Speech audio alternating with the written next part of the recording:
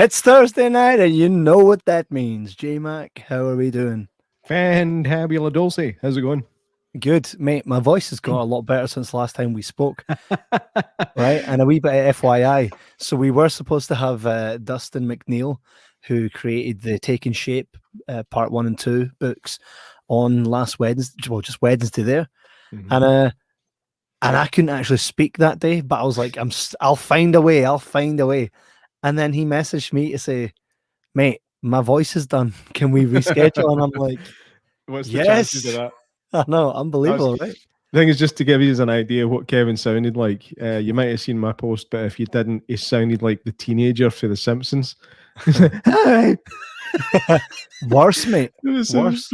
He's like, mate, I might have a wee problem with the podcast. Listen to my voice. Pretty good impression, exactly to how my voice was.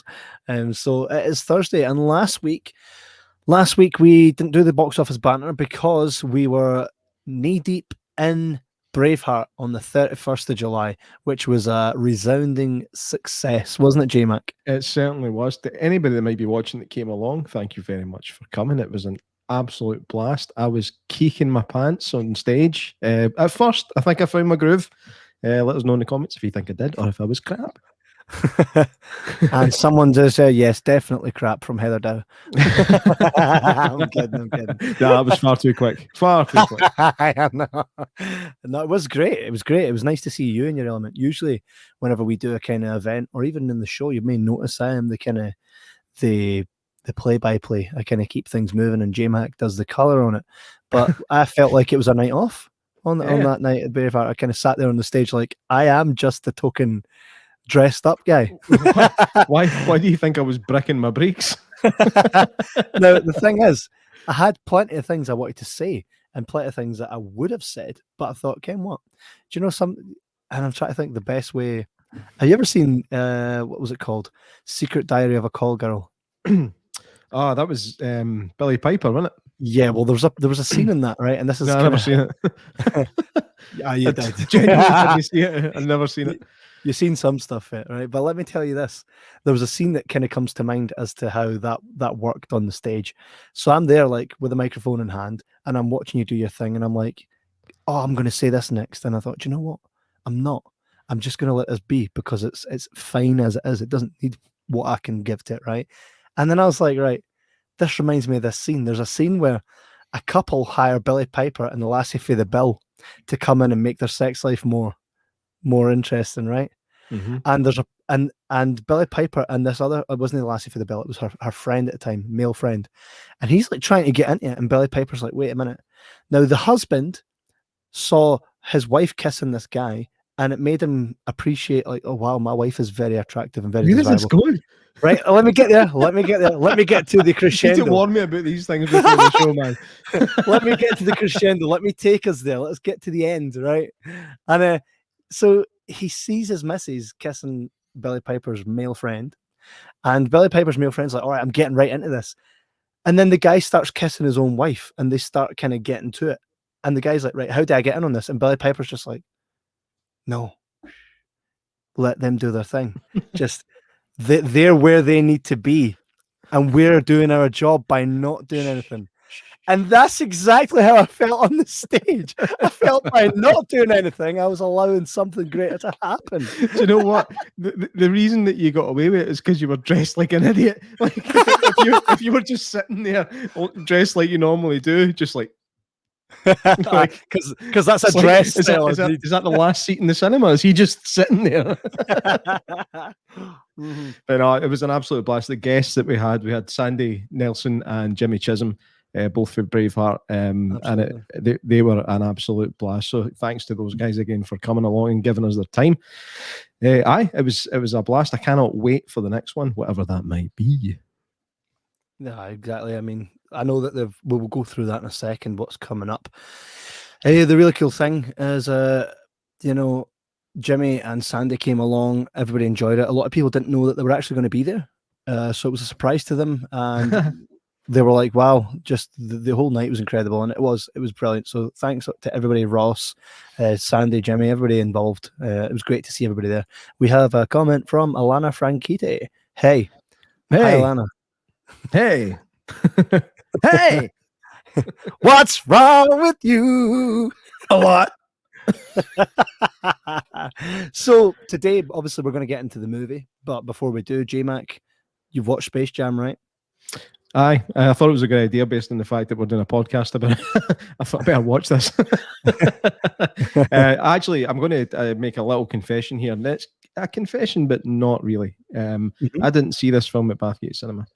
Oh I saw this no! film. I saw this film in Arbroath Cinema, which is owned by the same guy, so I can get away with this. Arbroath Cinema, by the way, if anybody goes to Arbroath at all and has seen the cinema and never gone, you need to go. The building, I'm not going to lie, it doesn't look like much for the outside. It looks like a pavilion at a bowling club, but when you actually go inside, it's pretty special. Like, I think it did used to be just a theatre at some point, but it's such a nice setup. Beautiful cinema, great staff, and it was. So if you go to Arbroath at some point, make sure you go to the cinema because it's class. Brilliant, cool stuff. So we're going to get into what's going on at Bathgate Cinema. Again, a lot of this is same for Arbroath and Alloa. So we're going to share the screen here and have a look at exactly what you can see if you go in to the woods today. You'll be sure of a big surprise. So here we can see the Suicide Squad, which started on the 5th, which is today. So you can see that all the way up to Thursday, the 12th of August. That's not to say, as always, that it will be finished on the 12th of August, but that's to say these are what you can buy now. Give it time, and they might do another week's run of it. All depends. We got the Forever Purge, which was the previous. If you want to check out our review on that, just check out the last box office banter, and we'll be able to go through that. You can find that today. So again, don't look too much for that guy on the poster. Jungle Cruise, which will be the next box office banter that we do. Jungle Cruise with The Rock and Emily Blunt. But I don't know if you can call him The Rock, Dwayne Johnson. So that's on from Friday the 6th of August all the way to Thursday the 12th of August. And again, like it says, it may be on longer. Crudes, The New Age, we've talked about that. Friday. I actually laughed during the trailer for that. It does look pretty funny. I'm looking forward to that. I have great faith in the Crowds, so you can find that on Friday the 6th of August, right up to the Sunday the 8th. Personal favorite, Paw Patrol the movie. Yeah, there was actually a trailer for this when we took the wee man to see Space Jam at Arbroath Cinema, and I was just looking at him, hoping to God that he would say nothing. And he did. I think he's passed it. Yes. I'm going to see great for younger kids. Obviously, your kids are younger than mine. Some of them are, some of them aren't. But yeah, it does actually look pretty decent for Paw Patrol. I have to say they've kind of upped the game when it comes to the computer graphics and stuff like that. So it looks decent for what Paw Patrol is. So hopefully we'll get in. I never thought I'd have to say that in a podcast. We might even do the box office banter Paw Patrol edition. So that's on Monday the 9th of August to Thursday the 12th. We've got Mamma Mia, which is a special event. Again, these events have a little bit extra. That's on Friday the 27th of August. J-Mac, tell us a bit about Mamma Mia. Here I go again. Or here we go again. It's the next one. That's about that's all I know. Mamma Mia isn't really up my alley. I think we spoke about it before. How it's like I'm not really into ABBA, but I don't hate ABBA. You can't hate ABBA. No, I've said this. What was your favorite ABBA song? Dancing Queen. There's loads. Knowing Me, Knowing You. There's loads of stuff.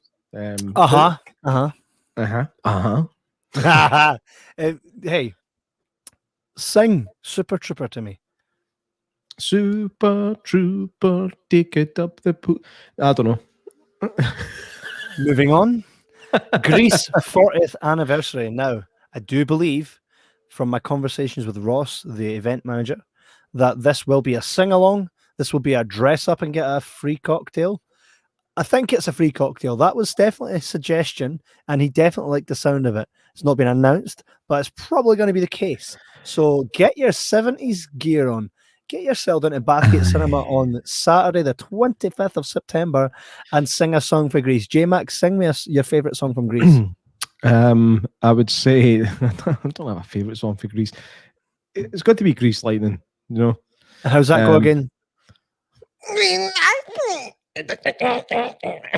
Something like that. But two things I want to say here. First of all, on the aspect of the free cocktail, it might have to be a free mocktail because I'm pretty sure licensing laws in Scotland prohibit the giving away of free alcohol. But I could be wrong. Also, this film was directed by Randall Kleiser. Do you know who that guy is?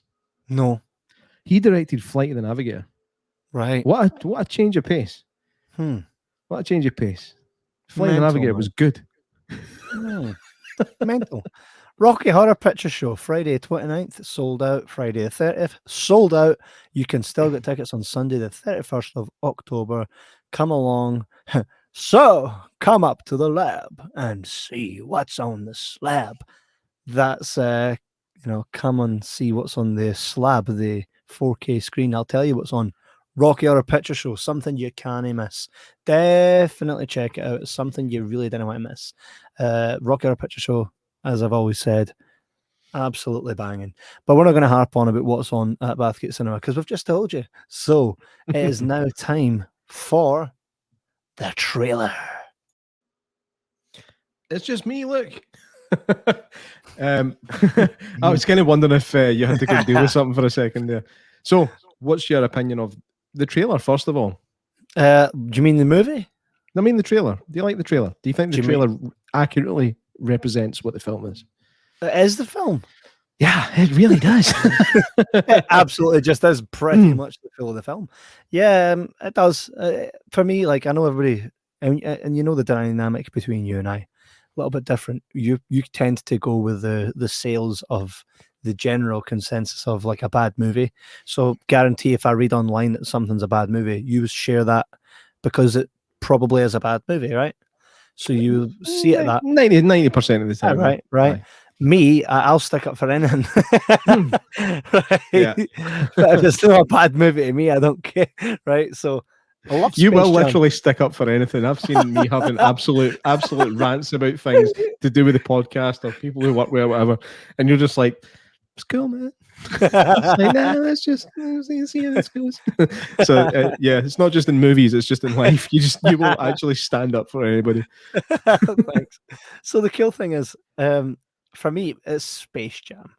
It's Space Jam, right? So those two words, Space Jam, it was always going to sucker me in. I think it was going to sucker everybody in that enjoyed the first one. Now I know a lot of people are like, "Hey, first one was crap," I know. Gonna calm down. It's a movie where Michael Jordan meets the Looney Tunes. What were you expecting? Yeah, you know what I mean? I really did have to take off my jabber jabber hat to watch it, basically because it's a film for children. This isn't a film that's made to appeal to adults. The only reason it appeals to some adults is because we were young when the first one came out, and that's it. If you didn't see the first one when it came out, if you weren't interested in that one when it came out, you're not going to be interested in this one. But you're going to have to go see it if you've got kids, because that's just the way of life. Here's the thing, though, right? And this is what I was kind of thinking while I was watching. I kind of thought this, right? Cool, it's Space Jam, and it's Space Jam 2. Isn't called Looney Tunes 2? It's called Space Jam 2. I think where they've gone wrong is they've put Bugs Bunny and all of our generation's cartoons in it. When, like, my kids know who Bugs Bunny is, but they couldn't name all the other people. Like, and they didn't watch Space Jam 1. Well, my kids did, but the majority of them don't. Would it not have made more sense to put today's cartoon characters in the new Space Jam? Because it's not called Looney Tunes, it's Space Jam. They could have went anywhere. I don't know, man, because I mean, I do think that Looney Tunes still are quite prevalent in kids' TV. I mean, I could be. Well, my wee boy loves the Roadrunner cartoons. He's got them, and he's got DVDs of Roadrunner. But it's because you bought him them, though, right? He wouldn't have discovered that surely on his own. Is that just a case of you? I would probably show them some on YouTube at some point, and then we've got the DVDs. Yeah, but that's how most kids get introduced to things. That's why most people like football, because their dads do. It's the way of life. But the thing is, I think on the general scale, on the like the top level, like today's generation's kids, like so the kids I have know who Bugs Bunny are.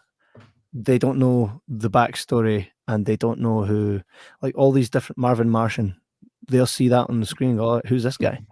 And that's it, right? When in reality, if it was me, I'd probably went for the characters that YouTube creates, the small wee characters. I would have went for the guys for Paw Patrol. Obviously, it would have been harder if it's not under the Warner Brothers banner, but I'd have looked at what Warner Brothers have produced, which, by the way, isn't a lot of animated stuff. I think there's. I mean, this film is clearly just a big Warner Brothers IP advert. Do you know? I mean, that's what the film is. But I think it could be. It's a clever advertisement for all their stuff, so that when you're watching it with your kids, you can say, "Oh, that's the Mask. Have you seen the Mask yet? No, I need to show you the Mask." And then you're going to go and rent these on Amazon and stuff like that. So I think it's a really clever idea. But I didn't hate it for it.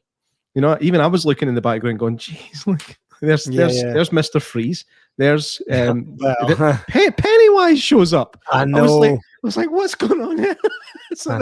That's slightly wrong. It did look like a bad Pennywise cosplay, but moving past that, Mr. Freeze, didn't he? Mr. Freeze wasn't even built. You know, he was just a skinny, baldy guy that they painted blue and stuck in a dressing gown.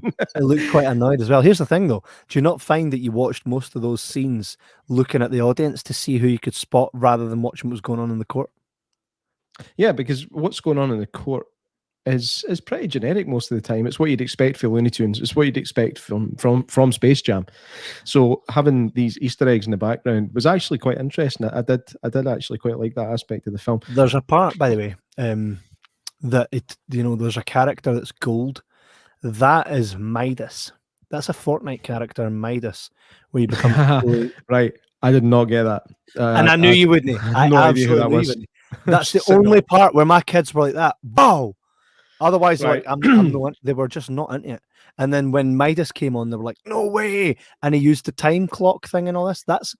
I remember sitting with my kids and watching the Midas event on Fortnite. Now, by the way, let me just walk you back here for 2 seconds, right? For you and I, growing up, it was you blow the cartridge, you slam it in, and you hope that it plays. Yeah. Then we move on to your PS2, where you take a disc out, you put it in, you play it. Yeah. Not games have progressed far beyond that now. There are things called events, which every kid's like set the wee reminder on their game, and what happens is something will happen in that game that sets off a new chain of events to how you play that game for that month. So each month your game changes with updates. Your gameplay completely changes. They're called seasons. I know it's mental, right? It's not how. I mean. It's the way the game society is now, right? But here's the cool thing. I remember watching Midas arrive in Fortnite, so I understood that because of my kids. So I think that was their way of joining the two generations there.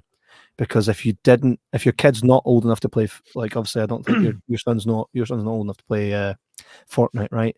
Or probably doesn't play it because you don't have a console to show him it either way. We've got a Nintendo Wii. we don't even have a Switch. We've got a Wii. I've got an Xbox 360 here, and I play a golf game on it, and that's the Xbox One, Mack. Sorry. see, that's how up to date I am. Like he's got a Spectrum. Got an Atari 2600 Xbox. Yeah. So I played Dead by Daylight and the golf game, and that's pretty much it. I've tried to let my boy play the computer game, but he is not interested. He'd rather be outside playing, which I'm more than happy with. But it scares me a wee bit because the world has changed, and I think that him not being able to game could be a problem later on. So it's something I might need to. Something we'll have to remedy, isn't it? He might just be crap at games. I mean, that's not the worst thing. I don't know, right? I'm not the greatest at games. I'm the guy that goes in, gets done in, and then starts killing my own team for no passing to me. That's me. So, just to bring it back to Space Jam for a second, one thing I thought was quite funny. They did bring in some WNBA players for this one.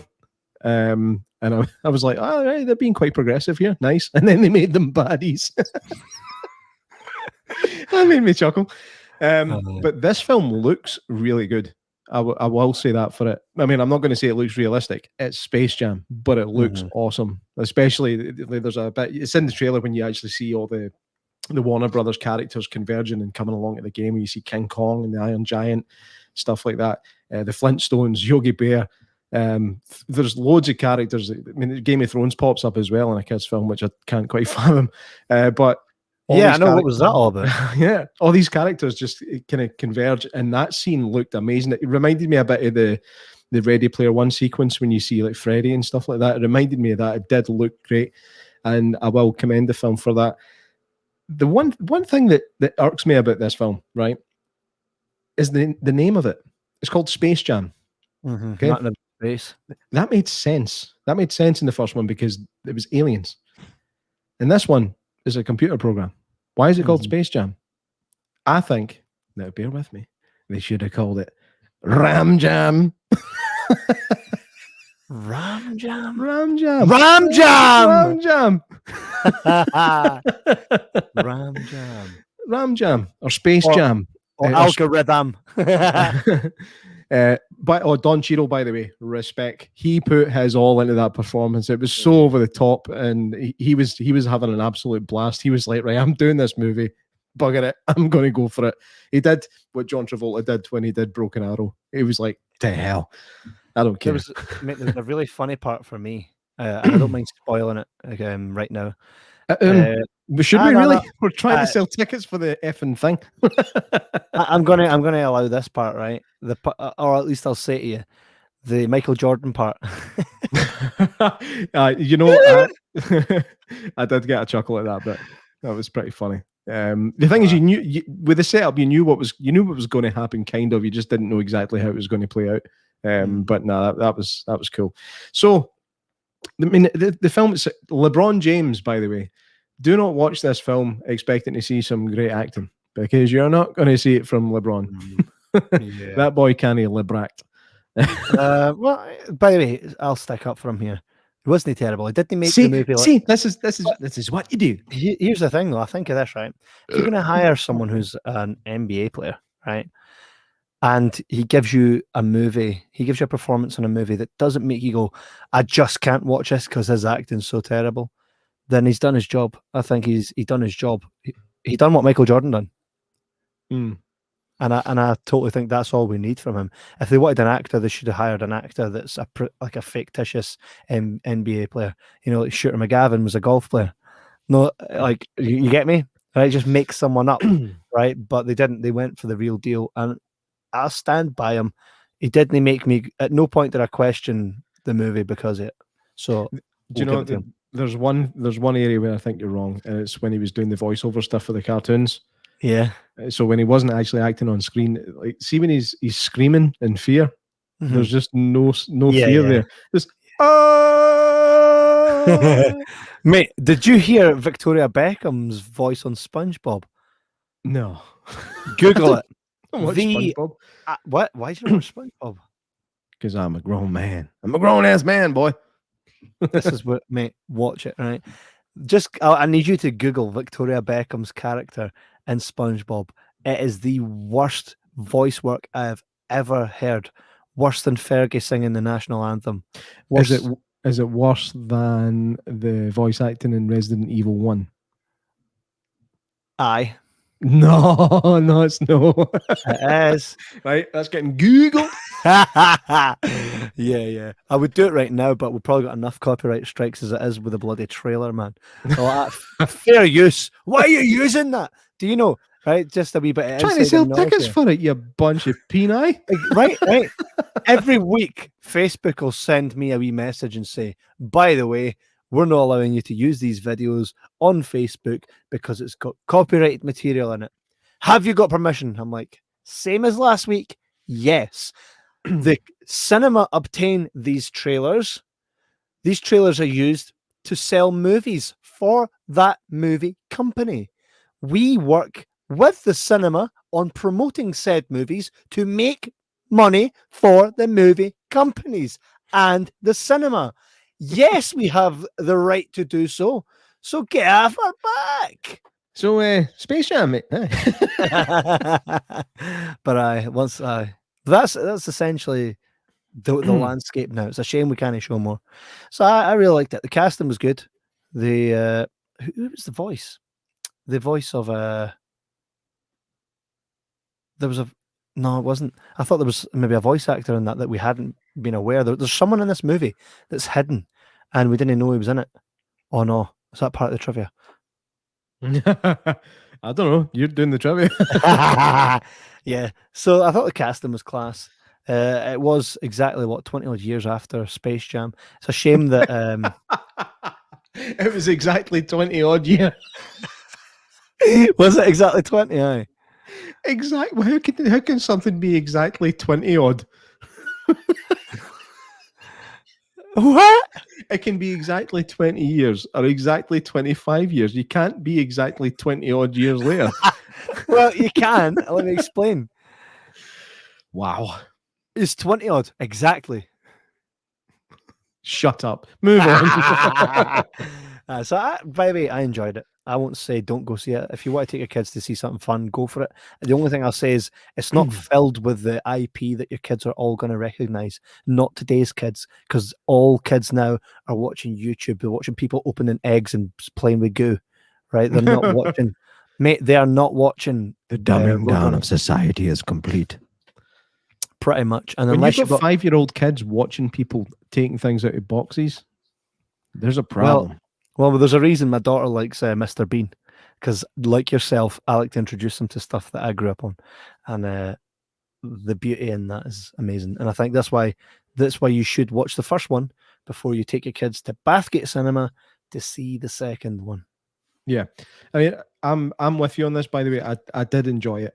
It's not a good film. You know, this isn't a film that's going to be winning Oscars. You know, you're not going to remember it in 15 years the same way you remember the first one. But the reason you remember the first one is because you were a kid when you seen it. Mm-hmm. You know what I mean? There's things in this movie that work. There are things that don't. But honestly, I would definitely say pay to go see it, because it was decent. It was decent for what it is, and it's going to keep your kids' attention anyway. It's all go right for the beginning. And like I said, it's a beautiful looking film. The CGI and stuff is really, really well put together. And look out for cameos for Space Jam. Yeah. That was quite class. It was quite class to see that. It was. So it's now buy your tickets. Aye, get to Bathgate Cinema, support your local cinema, and do so. That's him on the spot. The photo makes no sense. What photo? That's him on the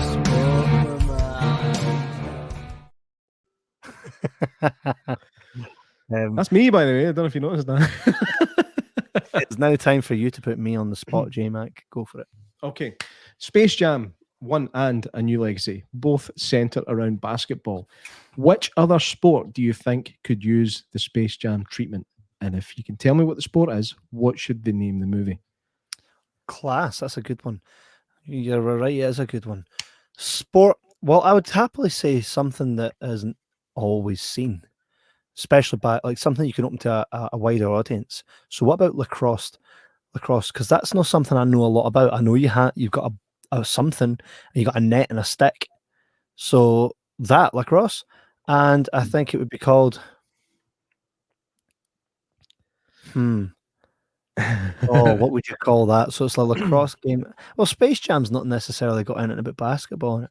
So I'd call it Jam. What about Space Whack? Space Whack. I assume you whack. We all do. Space Whack. I don't know if I can. I don't think I can let you away with that. Nah, that's poor, Kevin. You need to do better than that. Space Whack. You don't whack in lacrosse. You chuck. Space Chuck. You Good luck, Chuck. Good luck, Chuck. That's a film. I know. And by the way, a good film, a funny film. It never gets spoken about. We will. Dane Jones and Jessica. Dane Jones. Dane Cook. Yeah. Who's Dane Jones? Dane Jones is porn. Busted. Oh, Jesus. Dane Cook. and Jessica Alba. Your voice is going to go again. It is. I need to calm. Dan Jones's ball. Busted, man. Oh, jeez. Oh, mate. Do not Google Dan Jones. No, don't. Yeah. So you're thinking lacrosse could use the Space Jam treatment? Yeah. I think. Okay. I will go for that. Was that good? That's good. That a good answer. That's as good as it's going to get, isn't it?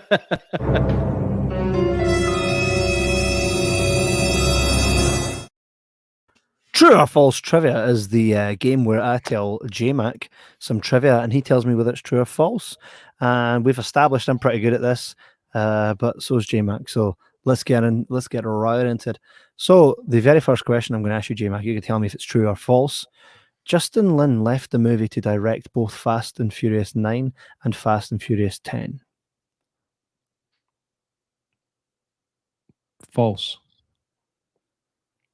It was just Fast and Furious 9 because 10 isn't out. Wrong. Damn it.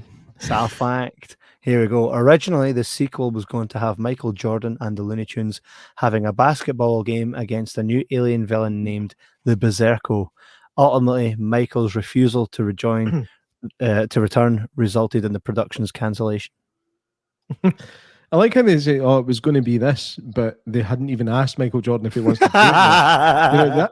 That wasn't going to be anything. That's like us saying, we're going to have Arnold Schwarzenegger on next week. Well, we're going to chat about this. But he said no. Don't worry.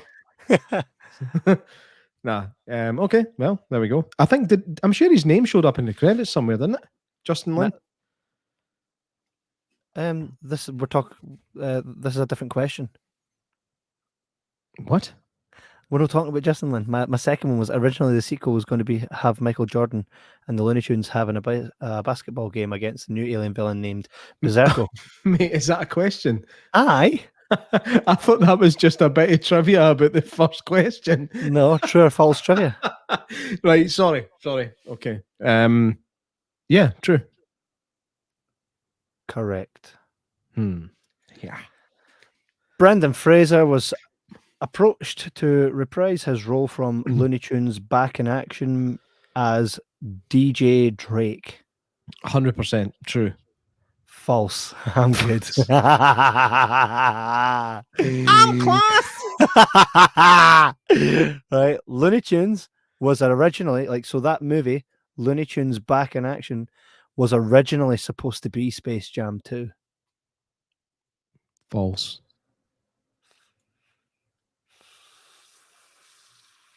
False. LeBron sustained an injury during. We always go for the injury ones. LeBron sustained an injury during production, possibly due to the filmmaker's 14-hour-a-day shooting schedule. False. It was 13 and a half. It was actually true. I did notice he was wearing a kind of arm support at some point, and it just kind of showed up. So maybe there was some kind of injury there. Warner Brothers' first film of traditional animation in the 2020s.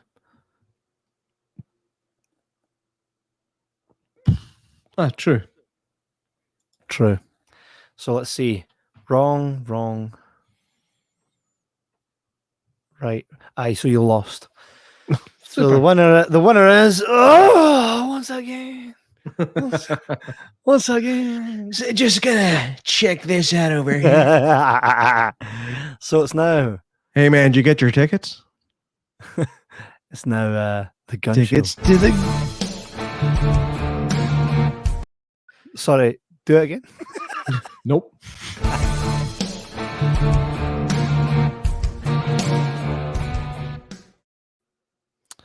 Okay, so it's the time of night where you ask us a question. You've got 5 minutes. We'll wait.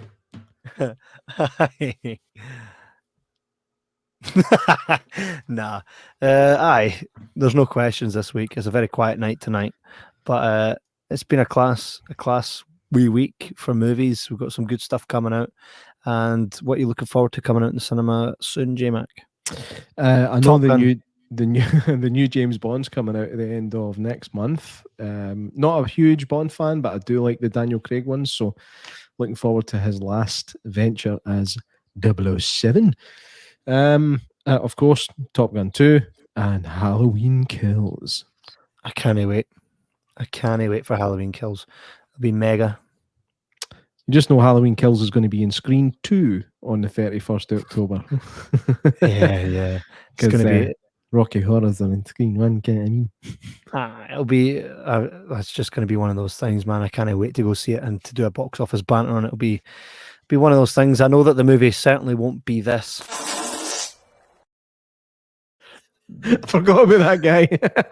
It will not be like this. This is exactly what the movie will not be like. So I'm looking forward to Jungle Cruise next week. This should be something fun. We'll be back obviously next week to chat about that. J-Mac, is there anything you want to say before we say goodnight to our lovely peeps? No, except for thank you to all of our lovely peeps who continue to watch and listen, and thank you for not asking any questions tonight. That was nice of you. I know, it was awfully quiet tonight, lads.